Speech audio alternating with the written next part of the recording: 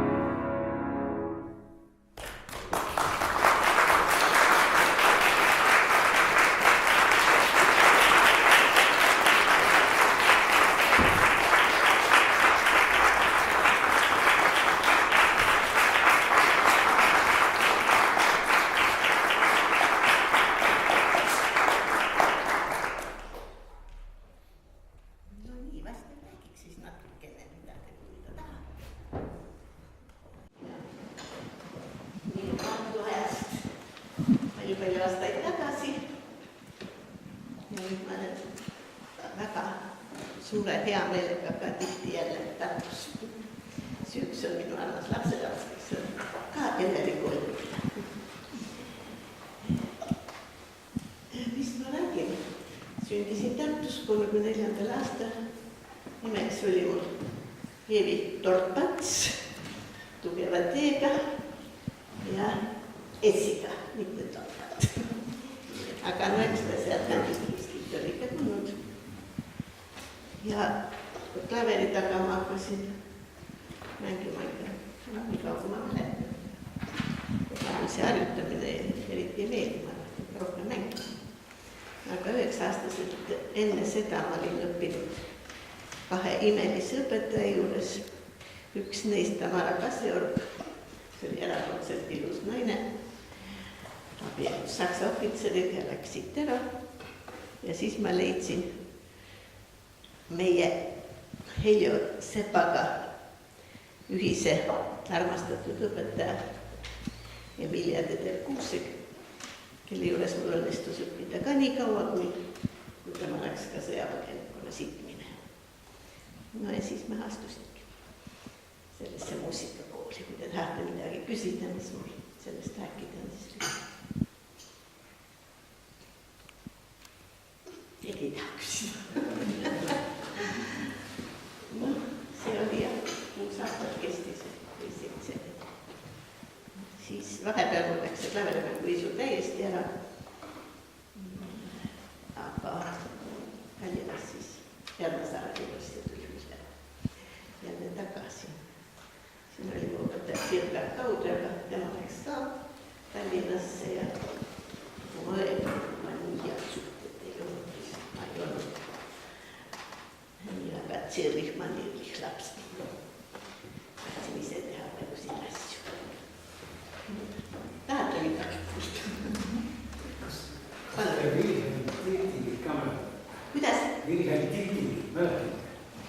Tiltik? Ei, minu lemmikõpetaja üldse muusikakoolist oli meie armas solfedžiõpetaja Viiman Oldemann. Niisugust muusikateoreetilist ainult õpetaja pole hilja mitte kusagil kohanud. Ei, Tallinna koolis ei ole. See oli üks sära, üks säde, ta tundis, mida ta tegi ja meil oli kõigil seal väga huvitav kuigi. No, nii ta oli, ilus oli see muusikakooli saal, oma sooja valge ahjuga, seal ümber oli alati väga huvitav seltskond, keda me väiksest peast niimoodi üles umbes samasugune ahi nagu siin. See oli Hilja Olm, Erna Saar, Uudu Kolk, Eugen Kelder ja teised vist vanemad inimesed. No kui te ei taha midagi küsida, siis ma mängin edasi, kuulata tahate. Ma olen rääkinud ka oma vakulistest Elleritega. Jaa, seda ma võin küll rääkida. Miks mulle väga meeldis selle õpetaja Vilja Kuuse juures elada, sest tema oli andnud oma eelmise ilmelapse nii-öelda, mina siis järgmine ilmelaps, nii nad ütlesid. Anna Elleri õpetaja. Ja siis Emilia tahtis väga mind ka näidata Annale ja Ellerile ja viis mind nende juurde külla. Aga tolle ajal muidugi see oli imeline õpetaja, see Emilia Kuusk, sest ma olin tema juures kodus vast vahel 3, vahel 4 tundi. Siis ma kirjutasin ise noote ja palakesi ja siis harjutasin mina, siis harjutas tema. Siis tema ema tegi meile häid külmalihaga võileivakesi ja no ja siis viidigi. Aga see oli arutane kohtumine. Siis Eller ütles, aga nüüd mängi sina mulle oma pala ka, siis ma mängin sulle oma pala. Ja siis võttis mind sülle, siis ma olin väga kuuene. Ja pakkus must sõstra karamellkommi. Neid kompveke me mäletame kõik veel hiljem konservatooriumi ajast, sest tal olid alati, kui just mitte kommid, siis glükoosiga C-vitamiini, ümmargused tabletid. Need olid ja siis ta teadas meid imeline. Ja nüüd, kui me Heljo Sepaga viimati tema 90. sünnipäeval sinna külas, siis ikka jällegi meie villa, mida me tegime, vaat need vanapõlve mälestused, need püsivad hästi meeles, aga need hilisemad nagu eriti enam ei taha siin peast püsida. Palun. Kallis kooliõde, missugused mälestused on sulle jäänud Aleksandra Saarest, temast sai selle kooli direktor kunagi ja maailma kõige paremat. Ta õpetas meil konservatooriumis klaveri õpetamise metoodikat, käis õpetamas. Ja siis, kui ma olen juba konservatooriumis ja siis ma julgesin tema käest küsida, et miks te palun mind enda õpilaseks ei võtnud. Ja siis ta ütles, aga sa kunagi avaldanud soovi. No kus mina nüüd mingi 10 aastane õpilane julgesti, et ma imetasin ja kõik see, mis on Erna Saar temast räägib, mis ma olen ise ka tunde kuulanud, tema need õpetused, need olid kõik imetasid. Ja väga paljus mõttes kattusid, kes oli mulle ka idoliks, kui ma käisin stažeerimas Moskvas Heinrich Neuhaus. Ta seostas kõige loodusega, ta seostas meeleoludega, ei olnud niisugust kuiva. Kõik oli juhtunud. Nii, kas need on romantikute juurde? Ma mängiks nüüd 3 päeva soov. Kuidas? oled nii vastupidav. Vastupidav jõuad teha kõige tõle. Siis ma mängin 3 päeva suuda, siis saadad ise ta siis. Thank you.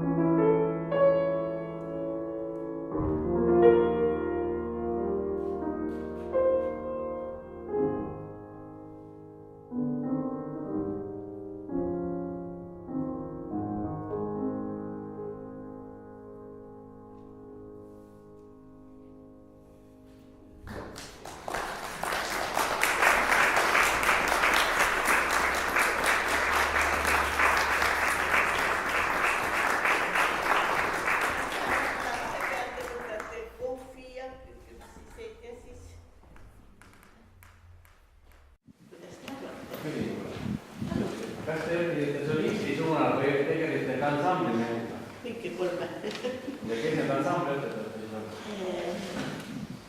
Ma õppisin solisti suunal ja ansambli õpetaja oli mul samuti, Bruno Lukk oli ka minu ansambli õpetaja.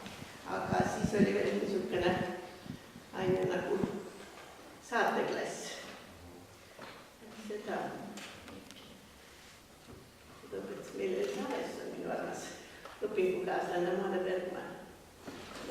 Jah, õpetaski tema. Tema oli nii armas, tema istus nurgas ja siis kirjutas ülesse midagi esitas. Niisugune liberaalne. Aga muidugi ma olen tegutsenud väga palju ansamblistina ja teatris töötades ja muidu saatnud Eesti Põlleäri. Räägi, kuidas me Simmi juures kahekesi. Simmi juures oli ka väga. Simm õpetas meile literatuuri, see on sinu mõte. Ja see, mida me õppisime, oli Haydni oratoorium loomine. Ja siis me õppisime seda päeva. Esimene päeva oli Jumal maa ja päeva ja siis kes ja mul oli terve vidik, mis loomad tulid ja kuidas. Ja see käis siis niimoodi nende osade kaupa. See oli terve aasta või pool aastat, terve aasta. Terve aasta. Terve aasta. See oli üks mõjub meile. Aita meelde tuli. See huvitavat oli. Ma mäletan, Annemise kavas oli, et te saatsite ka veel mingit ette. Estonias. Estonias. Estonias oli just see, sellega ma olen saanud Brežnevi hakata. See kiitus. Oli niisugune tore, ooper nagu Bertolesi Teen ja käski anna. Seal oli 3 tegelast. Meie praegune juba pensionil olev 24 passer, Teo Maiste. See oli Solovjova, Lena Solovjova. Ja siis oli veel üks tund näiteks, see oli teine. Ja selleks oli laval ja väike koosseis, pinteetriseks keelpillid olid ja siis klavessiin, siis mina juhatasin ja mängis. Ilus oli väga. Seepärast, et mul olid pikad valged pätsid. Ma olen eluaeg olnud nagu hädas oma juustega. See oli pikad pätsid ja lukkis ja väga ilus. Ajastud leid ja need läks päris toredad. See oli selle, kui ma seal töötasin. Ma töötasin 9 aastat, kui ma sündis tema emas.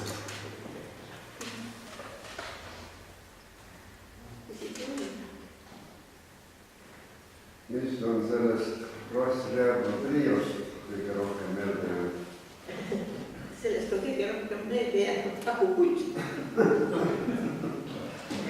kes organiseeris suurepäraselt neid kontserte nii Tartus kui ümber maakonnas, kui Tallinna-Tartu rongi või Tartu, see oli Valga-Tartu või Riia-Tartu rong, mis läks öösel kell pool 3. Siis mis kell pool oli see Moskva. Moskva rongis pool 2 öösel. Noh, midagi nii pool 2 pool. Siis oli nii, et ta alati tuli Ammitsa. Ta on ilma temata selle räästinud.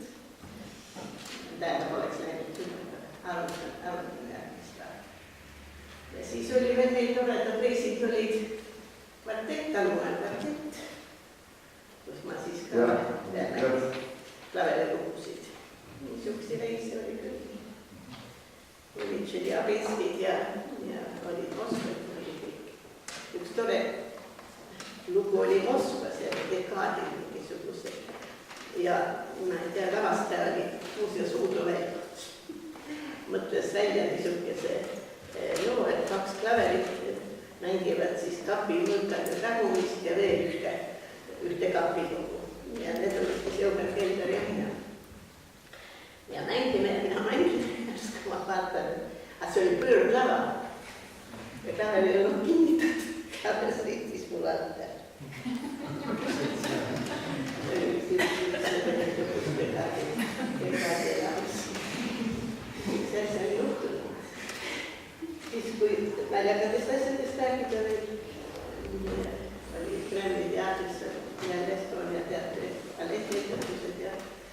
toimuma lavastatud olid lühipalletid ja tulen sügisel tööle ja no ma aitasin neid algupäevateid just mängida, selleks muidu ma olin loomulikult. Ja ütles, et tead, ma tegin Prokofjevi 3. sonaadi peale niisuguse 4 paari ja 1 tuli keskel. No väga tore, sa mängid seda. Ma ei ole mänginud. No siis õpid ja mängid. Ja küll õppisin ja mängisin. Klaver oli ees laval ja nemad tantsisid ümberringi siis 4 paari ja see keskmine tantsija nii meeldis moskvalastest, ta saigi Moskvasse õppima. Ja muidugi see sonaat oli mul peast oli mängima, aga ka mingid niisugused natuke kahtlased kohad olid seal lõpus läheb, et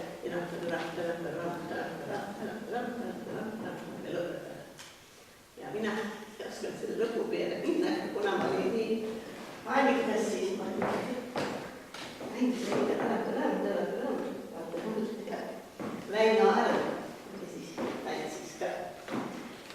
Ja nemad juba seisavad sellised koos.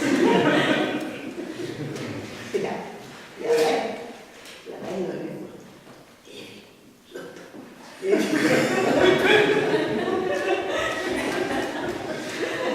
Ei tõttu, see läks 3 korda, aga lõpuks ma sain ikka päris mingi preemi, aga seda ma ei unusta.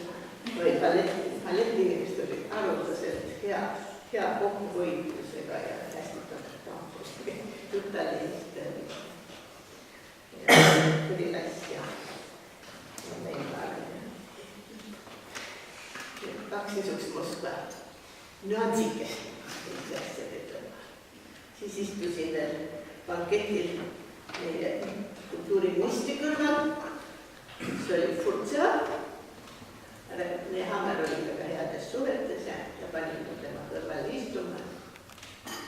Päris armastas vodučkat. Ja ikka jutt läks lõpusamaks, aga mina olin just saanud enda selle rannakodu Lähemaal. Ja seal oli üks lagunenud majakene, nüüd ta juba enam ei ole lagunenud üles. Ja 3 suurt kaske liikles seal 50 aastast. Ja mina mõtlen, ma ei perioodsi, kui ta sul kritismat, et ma ei perioodsi. Ja обязательно. Väga suur vennastumine. Seal olid ikka suured. Mina mäletan, mina rääkisin kaskidest. Millest nema rääkisin. Elu oli lõpus. Kuigi nii tegelge. Kas võtate kohvi endal või mängin edasi?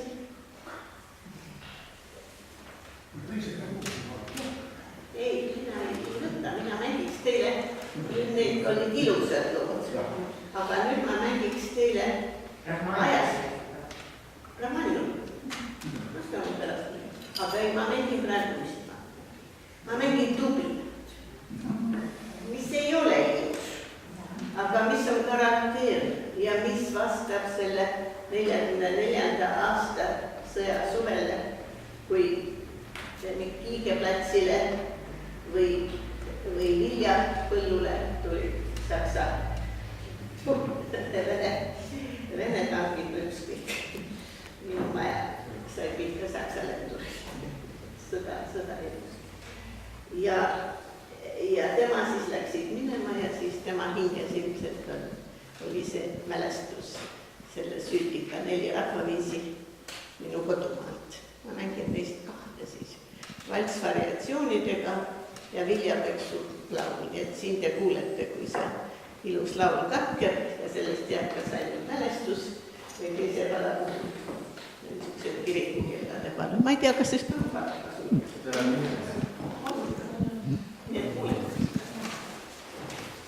Nii, valtsvariatsioonidega.